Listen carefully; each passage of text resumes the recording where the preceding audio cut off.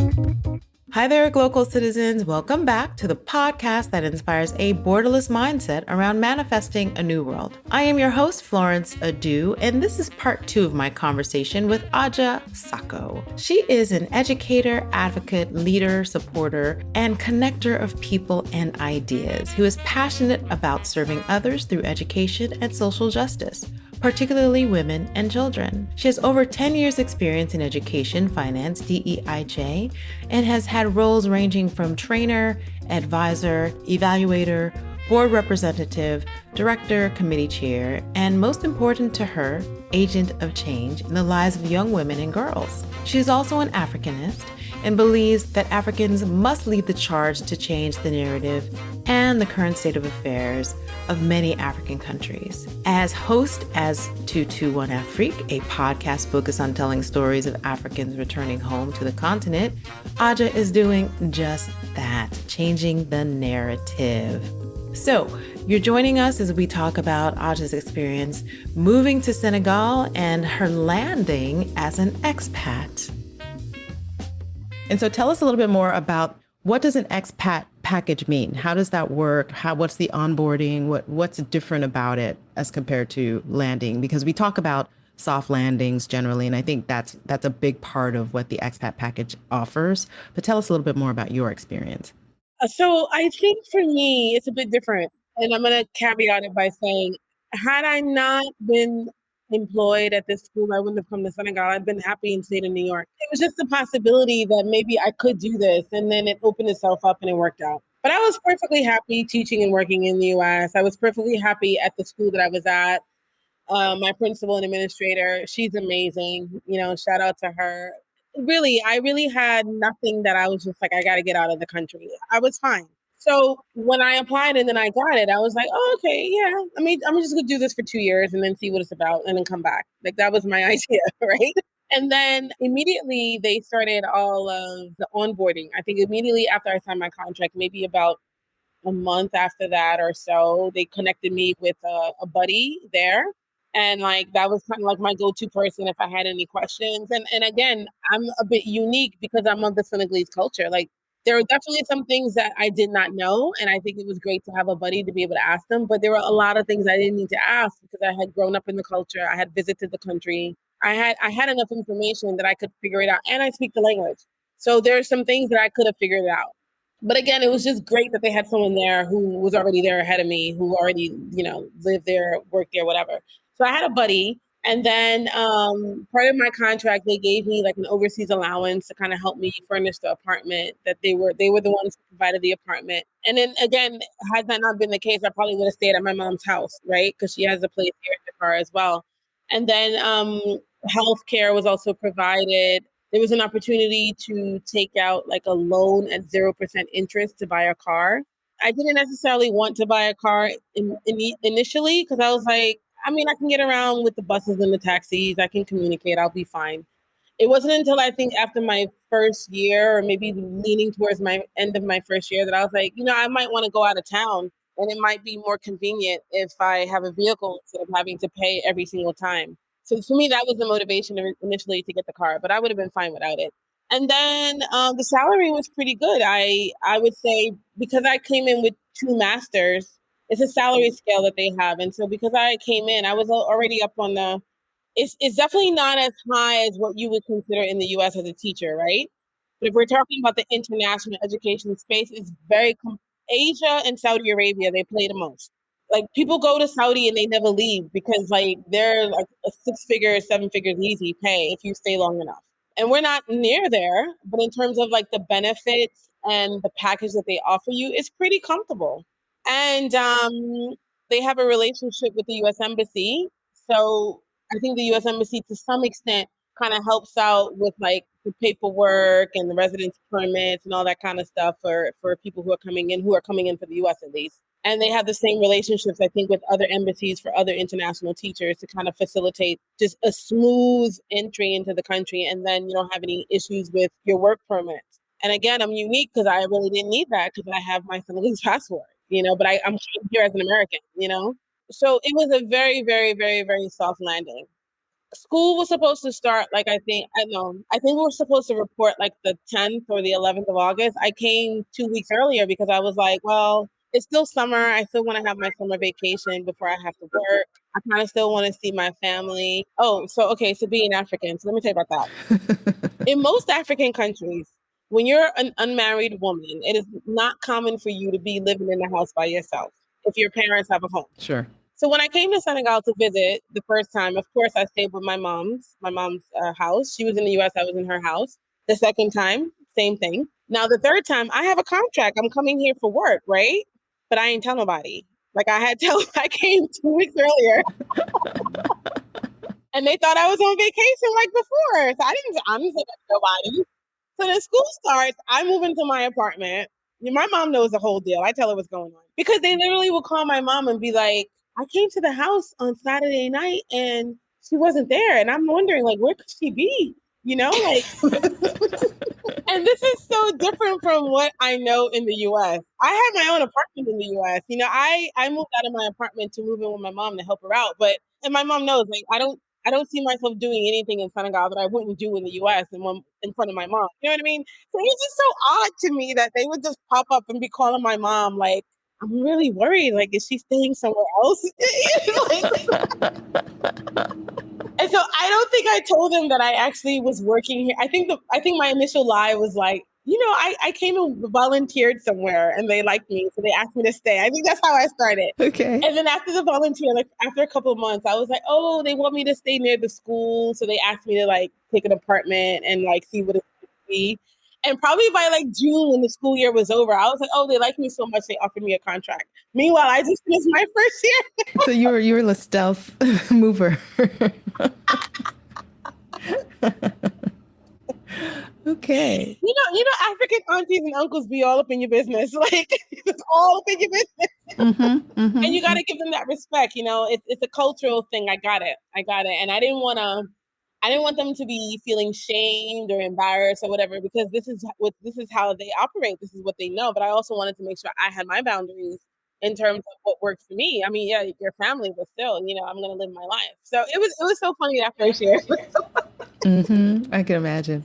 And then again, so I started working there, and then I was exposed to this idea of December break and like the fact that you're off for 3 or 4 weeks. So then I went home. I went home to New York for 2 weeks because remember I came in July, so December is now the first time I'm going home after being away from my family for 6 months. And I remember going home for 2 weeks, and I'm like, damn, I can't wait to go back to Senegal. That's how I felt when I first moved. I was like, oh, I need to go back. And then, Yeah. and then I met someone who's still a very dear friend of mine. Actually, I named my daughter after her. And so when the school year was over in June, she came. I invited her to come with me to New York. She had never been to New York. I said, you should come. So she came. And I like got to show her like, my New York, the way that's why I love New York so much. No matter where I go, it'll always be a part of me. And I think she had such a great time. And she came back a couple of years after that. But then it was like a good like segue into like, because if you live in Africa, Florence, it's just so different than living in America in a lot of ways. Like infrastructure, mindset, access. It's just there's so many things that are different. So when I came home in June, I was like, oh man, alhamdulillah, like I can go to the restaurant and not have to worry about how my food was washed. I can go to the bank and there'll be like efficient practices. And so it was a breather. But I kind of like I stayed home for 4 weeks that first summer, and by the third week I was like, okay, I think I want to go back. Like I think Right. Yeah. And I think now it's 10 going on 10 years now. This dysfunction and the beauty and the chaos is all why I appreciate being here. Like I love it. Sure. It's just your All of it everyday is life. what it is. Yeah, I hear you. So speaking of what you love there, I like to ask a Glocal speak question. So we want to hear what you hear. So I'm asking you to share a word, a phrase, or a saying that is a part of your local experience and why you came to value it as a Glocal speak. So we are a country that was formerly colonized by the French. But people here really value when individuals come and they really take a interest in learning the language. Like it's a huge thing. And so, there's formal ways of speaking, but there's also these informal ones. So for one, like for greeting, and a very informal sort of endearing sort of way to greet someone that is close to you is like boy nakamu. Boy nakamu. Yes. And it's like, it's almost, you do that when you're like close to somebody, or it's almost like a tease, you know, like, I guess the equivalent to that in English would be like, hey, hey girl, like something like that. You know what Okay, I mean? okay. And And you can that's use that. unisex. You can say that to anyone. It's unisex. It's Hmm. unisex. It's unisex. So that's one. Just because it's easy, you know, and it's there's no formalities. You know that if you're saying that there's a closeness between you and the person. Okay. Uh-huh. So And that's that's in one. Wolof, right? That's in Wolof. Yes. Hmm.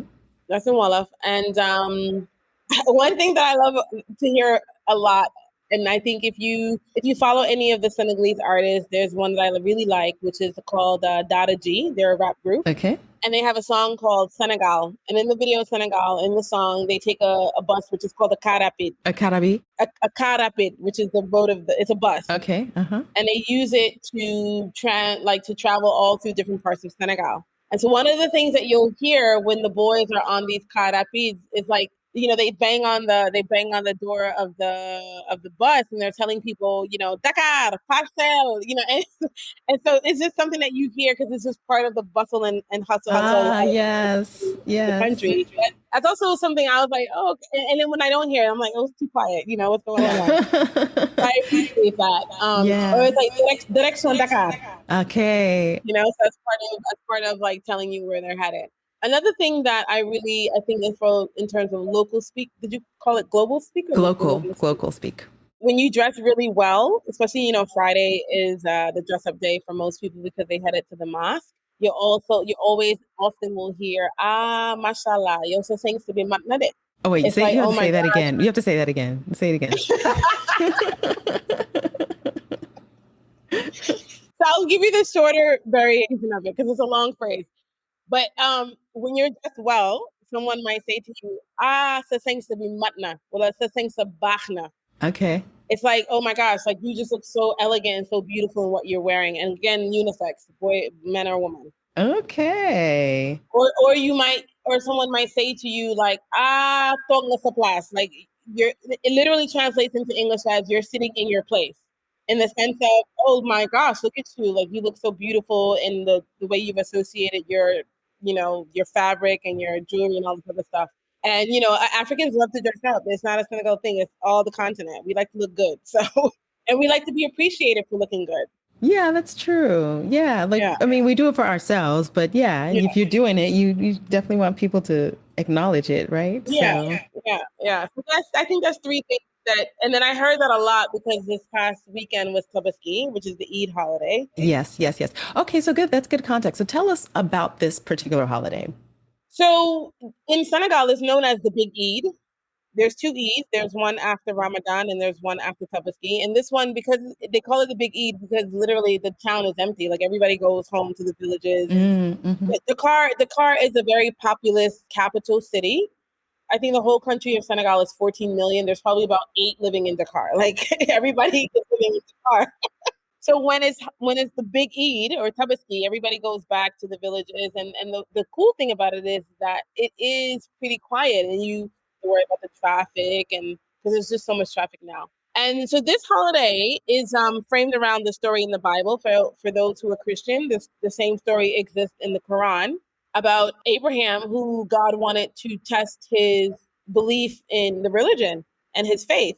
And the story goes that he was so faithful and so dutiful to God that God was like, I want you to sacrifice your son. And he went and, he was about to do it. And then God replaced, gave him a ram instead because of his dutifulness and like piety of being so devout in his faith. And so whoever is Muslim, that's part of your duty of being Muslim. You're asked to sacrifice a lamb, a male ram, to test that faith that you say that you believe in. And so that's what everybody does. And so you'll have, and it applies if you're the head of household. Mm. It could be men and women because head of households are just different now. So like I had to take out one and my mom takes out one because she wants to. And when my grandmother was living, even though my grandmother was 100 plus, it also says that if you're able to, right? So my grandmother who's 100 years old, she didn't have to do it no more. But because she's always done the sacrifice, she's like, no, I want to do it too. So I always, ever since I've been in Senegal, I always have been the one to purchase the lamb for my grandmother. And now that she's not here, so that I pass that on to my mom, that I get her lamb. And then the idea is that you take some of that meat for yourself, but you also give a majority of the meat to people who are less fortunate than you. Sure, you Yeah, feed the yeah, village. exactly, exactly. So that's the idea behind the holiday, and it lasts for 3 days, and people dress up and they go see family, and they bring them presents, and there's music and dancing, and it's just a fun time to be around family. It's kind of like Thanksgiving-ish and Easter-ish rolled into one, right? It is, it is. And I think for me, like last Tabaski, I was in New York. My sister was getting married. So this Tabaski was cool because I had my sister that I'm closest to, age, but also closest to in general. She was in town. And so we got to do the whole traditional, and she dressed up and I dressed up, and my mom is here right now too. And so it was just really nice to kind of have everybody here and celebrating with them as well. Nice, nice, nice. Yeah. That's nice. Thank you for that. So I'm loving this episode. We're getting so much culture and richness and all of those wonderful things. So I think this is a good transition into talking about your podcast. So you are now, your day job is this super educator. And I mean, we could talk for so long because I'm very interested in your new role in the DEI and DEIJ space, particularly in the African context in the school that you're in, the work that you're doing. But before that, I want to talk about what inspired you to become a content creator. It kind of happened by default. So what happened was a lot of people kept asking me, like, why did you come back? What is it like being back there? And I keep saying it, but it's actually pretty true. I'm very unique in that I was born and raised in the US. And so typically people who move back to Africa is because their roots were originally in Africa. They went away for school or they went away for something and they came back home. Meanwhile, meanwhile, I'm like born and raised in New York, haven't known anything else other than New York. And I'm like this American girl, just like, okay, I'm gonna go see what this is about. So a lot of people I think related to me in that way because now they're starting, my friends at least, they were starting families and their children are similar to me because now they're purchasing houses in the US and maybe that wasn't the mission to begin with. They were just gonna there, like my mom, I'm just gonna go and see what it's about 40 years later, right? So so they end up staying much longer than they had anticipated. Yeah. Yeah. And they're afraid to move back for many reasons. And I think what originally happened was a lot of different people just kept reaching out to me on social media. And I'm active on social media just because I felt like it was a good platform to share my experiences here in Senegal, with my family and friends. And people just kept asking, like, why did you move back? What is it like? Probably testing the waters for themselves to see if there was something that they wanted to do. And so I ended up starting to talk to people and I had this idea like, okay, well, why not tell these stories of people who are here so that it kind of demystifies this idea of what Africa is. And I said, well, I'm in Senegal, so I'm going to start here in Senegal. I know enough people that have moved back here in Senegal that I'll start telling their stories. And it ended up being thus far that the stories I've been sharing are people who are actually entrepreneurs. It wasn't my intent for it to be that way. I was just like, I'm going to tell stories of people that I know that are here and, hopefully people can learn from their experiences. And it just ended up happening that they're all entrepreneurs in some way. And so originally in 2018, I launched it as a podcast. It was an inspiration that came from my students, actually. As part of one of the units of study, the students were asked to create a podcast. And in my role as the support teacher, I would go into different classrooms supporting my fifth grade students, and we will learn together the platform of how to create a podcast.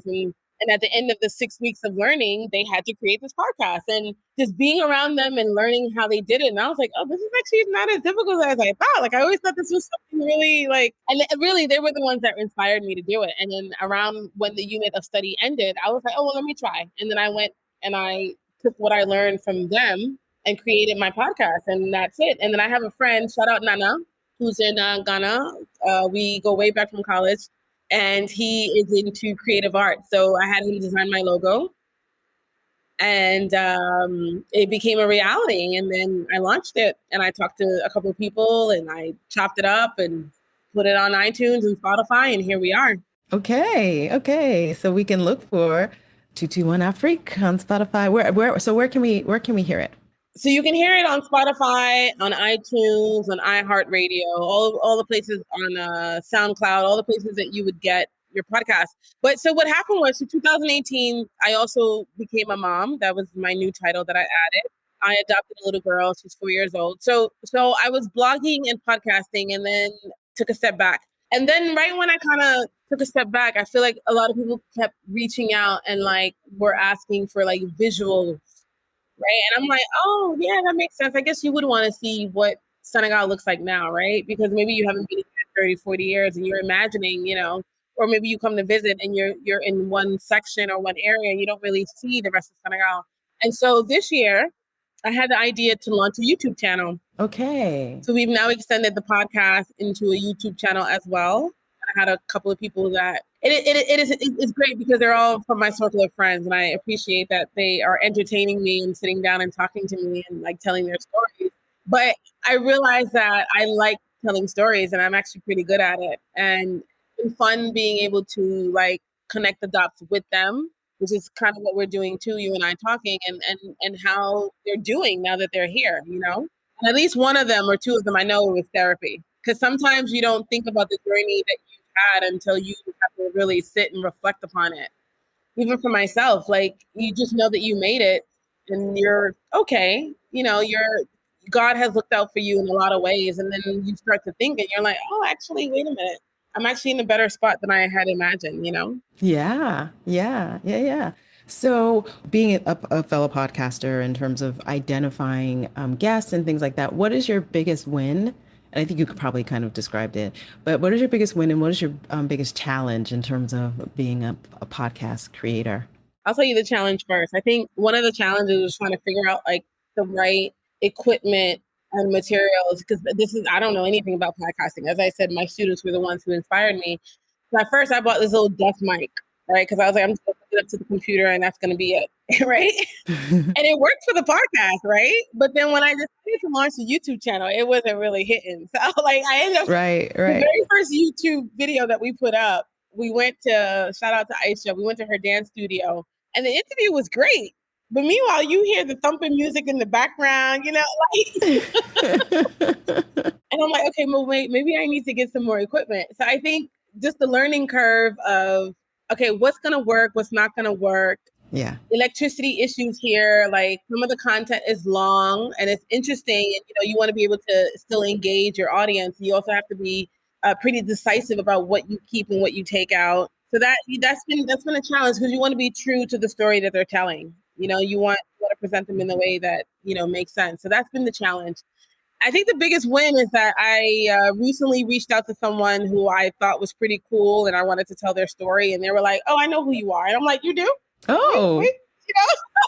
So hopefully, knock on wood, hopefully that works out and that'll be coming up. But that was pretty cool because I didn't even know like that they listened to the podcast or that they were even interested in. And the person told me, no, I want you to tell my story. Like for me, you're going to be the person to do it. Like, oh, how nice. Yeah. Okay, so we'll be looking out for that. Yeah, so that'll be in the show notes, folks. You'll have, again, always good show notes for the podcast. So we'll add a link to Adja's programs, both on YouTube and also on a platform near you. Okay, so let me ask a question that I ask everyone as well. And this is about mindset. What is your favorite mindset hack? So this is one that you know of, one that you practice, or one that you can imagine. You know what? I think the big thing that I had to do when I moved was just to shift my mindset to a more growth mindset. Because I felt like I think when we're in the US, I think for the most part, people might feel different, depending on their circumstances. But for the most part, life is pretty easy.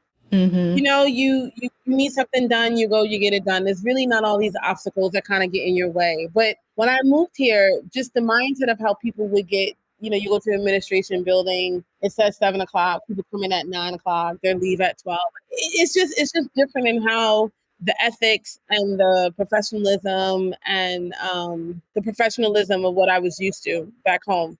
So for me, it was like, okay, let me just appreciate the fact that, I can have some small conversation with this person while I'm waiting and not look at it more as a burden, but more as an opportunity to connect. And so looking at more as a growth mindset in terms of like the interactions that I have with people and like really trying not to compare because you can't compare, trying not to compare.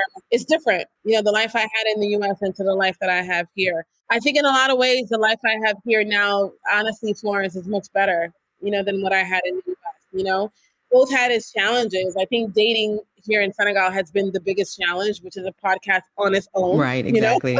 Exactly. That's why I wanted to ask you, it's like, oh, I want to talk about the second wife thing, but no, that's for another podcast. But I would, yeah. That's its own podcast, just the challenges around that. And what I will give you a little bit of tea on, I think that I've been challenged in that space because Senegalese people don't know how to classify me because I'm American. Mm. And then international people want to box me as just being Senegalese. But I'm both, right? And the way I see the world is going to be sprinkled with both. And the way that I behave is going to be sprinkled with both. Right, right. And so that's been the challenge because they just don't know where to put you. You know what I mean? Mm-hmm, mm-hmm. So but I think we need doses of growth mindset for everybody. Seriously, it will be helpful. Yeah. So definitely, like just making sure, like I'm always like not comparing, and I think that's the thing that kills whatever good mood or whatever good space you're in. You're just comparing and it's just different. It's just, and you gotta recognize it's different and keep it moving. So that's the big thing. I think the other thing too, and I said this in the beginning, is that I'm naturally a connector. And I think moving here, though, has definitely forced me to be a little bit more extroverted. Because I didn't grow up here, because I didn't live here. I had to start over with making connections and meeting friends and meeting people and like finding my support system and my tribe. So in having to do that, I had to kind of take a little bit more risk, than most other people, because I'm the one who's new. On some level, I got to kind of go out and seek it. My sister, who was just here, she definitely says that I'm a little bit different than who she remembered in 2018 or who she remembered in the US, because I think what she said is you're very comfortable in who you are. And that's never been an issue, actually. Yeah. But she's like, I could definitely see, like, she said to me, I'm really proud of you. I feel like you have come into your own living here. You know what I mean? Yes. When I come to Senegal, like, I know I'm going to hang out with my sister and she's going to show me around, and like the respect that people give her and the authority that she gives her, you've kind of really worked to kind of develop that. And like I said, it's just, I didn't intend on being here for so long, but it's just a circumstance, I think, of knowing the culture a little bit more and accepting the culture a little bit more. Not all parts of the culture, but the things that work for me and that I can take away and also teach to my daughter and like I value.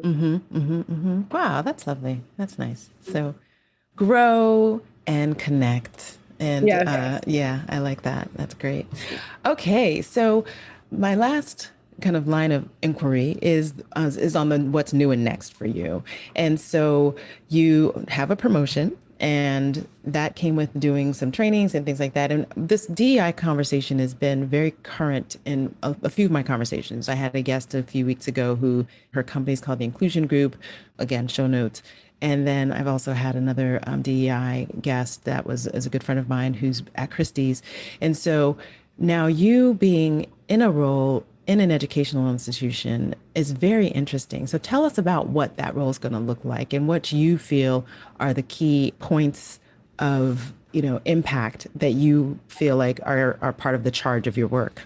So to back up a bit, I feel like I've always done DEI work. I think maybe we're calling it that. You know what I mean? Like I feel like I've always tried, because of I'm a third cultural child, third cultural adult, having two cultures and languages and experiences, and always trying to find a way to connect with people so that people don't see my differences as a negative. You know what I mean? So with that background, I feel like I've always been someone who's like drawn to situations where someone's being treated unfairly and trying to make sure that that situation is just, and right in general. Like in all of the work that I've done, I feel like I've always kind of gravitated towards that. And I think even in my family, like everybody, I'm the youngest of 7, actually 9. I have 2 brothers in France, same dad. So the youngest girl, I should say. And in general, I'm always the one that's like, okay, let's do this. That doesn't feel right. Can we all, It's just always been part of who I am. I think there's people in your family or your circle that they're just the leader. Like that, they might not want to be, but they're just drawn that way. And that's just who I've always been. So I think I feel like I've been doing this work from before, and then when I joined my school, I'm the only Senegalese American there. And so I think from the beginning, I've always tried to connect with the Senegalese staffs, not on some, I know better than you, I know more than you, not at all. But on some, I want you to be a little bit more compassionate to the Americans because maybe this is what's going on as an American who kind of relates to what we're thinking. And then doing the same on the American side. I want you to understand the Senegalese side of things as someone who's Senegalese, who has experience and a little bit of a connection to that. And then eventually, I think after many, many incidents, we don't need to go through all of them in the US, but the most recent one being George Floyd, and being a community where the majority of our students were African, they're increasingly becoming more African or brown. And they started speaking up, and then they created a Instagram called Black I won't give the name, I'll give you, you can put it in the show notes. And they started talking about their experiences at the school being Black. And I think the school was kind of already looking at how they could be more diverse by like increasing the population of teachers who were brown, considering like the policies that we have on the books. I think they were taking some initiatives to kind of look at itself. But then I think when George Floyd happened, it kind of just put the mirror in their face very boldly because all these people now were coming forward and saying these were the experiences that I lived while I was there. And it was a bit of a reckoning, I think, for the school, and I think in a good way. Yeah. Because you can't really grow if you're not looking at yourself to see where the areas of growth are. You know what I mean? Sure. Exactly. And so that's how the role was created. That's how we have a DEI committee. That's how we have a DEI team. That's how the board kind of stepped more into this thing about what can we do as a board to guide the school in this work. And from there, I was on the DEI team. As I said, I feel like I was always doing the work even before, so I was on the team. I was a trainer. I was doing all these things. And then the role opened up. I applied. I got it. So what I see myself doing in the next year is just really, there's some things that we have on the books that we want to get accomplished as a school. There's at least two goals that we have that's kind of been conversations from before. And one of them is looking at the curriculum and looking at the curriculum so that it's more inclusive and telling different perspectives. Because in general, we always get the white narrative of what happened in the world. And so we want to make sure that we are representing as many groups as we can and telling their stories in our curriculum. So that's going to be one of the things that we're going to be working on. We've also sort of been supporting the student voice at our school. And so making sure that students feel empowered to like come forward and say, these things have happened to them. How can I now get help? Or how can we minimize that these things don't happen again? Or how can we be the ones who are leading the change so that educators know how to interact with us in a way that is more diverse and more inclusive? So that's part of it too, sort of supporting the student group and the student voice. The last part for me is more being like a listener and an educator to the community. I think there's an advantage for me because I do speak French, English, and Wolof, and that's the majority of the languages that we serve at the school. So being able to have anyone who has a concern or a question or whatever, or an inquiry to come forward and come and talk to someone who they can communicate with, or if I don't have the answer, to be able to go and get those answers from someone else. Right. Because the big thing about me, Florence, is that I don't mind asking questions, huh? Like I know people are like, I don't want to rock the boat. Nah, I'm good. Like questions need to be asked. Like Yeah. Because I don't ever want to just assume that this is what it is. I don't want to have how I'm feeling be what I'm feeling, and I haven't voiced it. So I'm known as that person on the campus, And I think it'll be helpful in this role because I think you have to be that way if you really want to bring about change. Right. You can't really be this person in the background who's meek. You got to be someone who's willing to say, hey, the community is upset about A, B, C, and D, and how can we do something different about it? So for me, I see this as a role of more of, we've done a lot of listening. We've even had like some reconciliation sessions among our students and our administrators and all that. I see this as a continuation of the commitment that we're making as educators, this new role as a commitment, and also like as a bridge. That's how I see it. And so, I'm excited about the role. It's for 1 year with the possibility for an extension, but I'll take it. Right. And I'm just I'm praying and hopeful and that it will be great and it will be wonderful, and then we'll see what's next. Nice. Good. Yay. We're happy to hear it. We're here for it all the way. So aside from the Aja that's this boss that's doing her thing in the education sector and in the connection sector, who are you when you are not doing all those things? So are you a reader? Are you a watcher? Are you a listener? And what are some of your favorite reads, watches, or listens? I'm all three. Mm-hmm. Okay. My sister gifted me with the Viola Davis's book, Okay. Finding Me, I think it's called. So I'm Yep. about to Finding open me. that. Uh-huh. And then I love old school music. Okay. So at any given time, you can find me listening to old school rap, hip hop, and R&B, Uh-huh. and Afro beats because I'm on the continent. I mean, you got to listen to Afro beats. Come on now. And some of my Senegalese artists that I really like. Like tomorrow night, I might go to a listening session for a Senegalese artist named Aubrey Daman, whose music is just his voice is wonderful. Oh, But I nice. like to listen to live music when I'm not working or busy or anything like that. Mm-hmm. And I like telenovelas, like my Senegalese telenovelas. Wait. So are they Senegalese telenovelas or are they telenovelas dubbed into Wolof or Like, there's Senegalese dramas, like how you have like soap operas in the U.S. Yeah, really? yeah, and they're in Wolof, and there's French, and there's I think right now there's like maybe 20 different shows running. I don't watch all of them. There's like particular ones that I watch, Oh and like wow. when I'm not working, I'm like invested in the telenovelas. I'm like, what's going on? Because it's like it's a bit of an escape, like so Yeah, it's interesting. I can imagine. I had no idea there was a whole telenovela like Yeah. It's thing not in as there. ridiculous as like the telenovelas, like, Yeah. but it's on that same line though. Sure. Okay, I'm gonna do some research and come up with some. Well, so what is? Do you remember I'm the gonna name of give you it? some. Okay, I'm good, gonna good, give you good. two of them that I really like, and then like the one I'm watching now, I like it a lot because it's. I mean, a lot of the shows actually it could be based on someone's real life experience. Yes. You know what I mean? Mm-hmm. But Mm-hmm. so there's a connection to it, and all of them have these fine ass men that are playing the lead roles.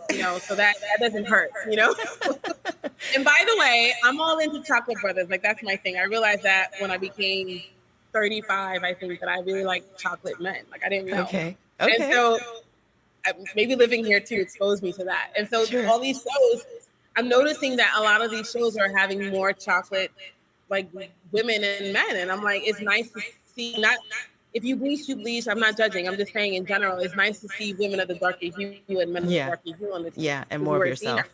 Yeah. Yeah. yeah, more Exactly. exactly, more of Yeah. yourself, more of Yeah. yourself. Yeah.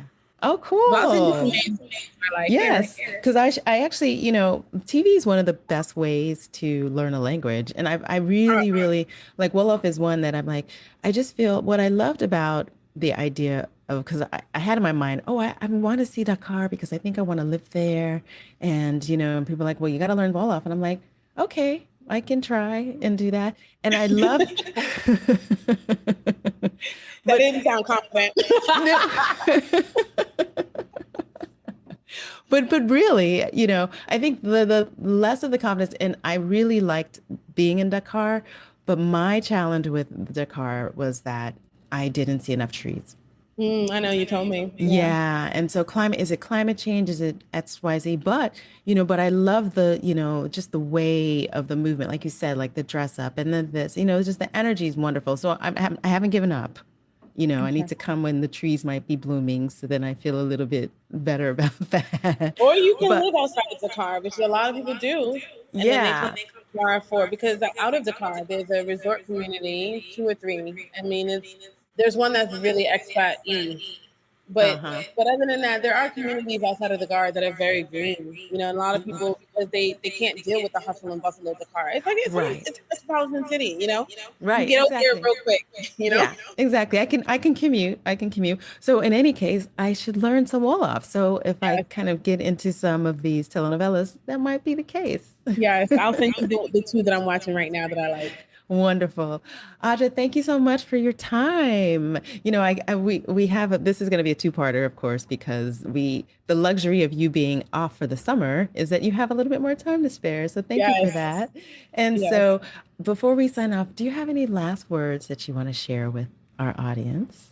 Just to remind you guys, just go for it. Like I think Mm. just idea of me moving to Senegal was really just this idea. And then 10 years later, who knew that I was meant to come, stay this long, adopt a child, really be in a good space in my life, probably much better than what I was living in New York, not knowing it either.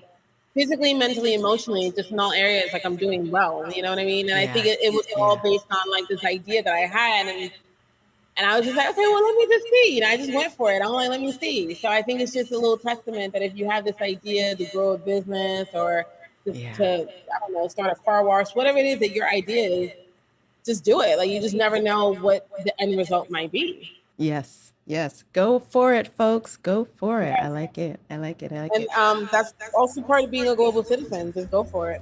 Yes, indeed, indeed, indeed. And on that note, Glocal citizens, thank you for joining us for another episode of the podcast. You can find us each and every Tuesday with new episodes at glocalcitizenspod.com. Check out the show notes. They're always very rich. You can have a whole global education just listen, just checking out the show notes. So yes, so please do like, share, subscribe, tell a friend. It's the best way that people can find good content online. And so until next time, bye for now.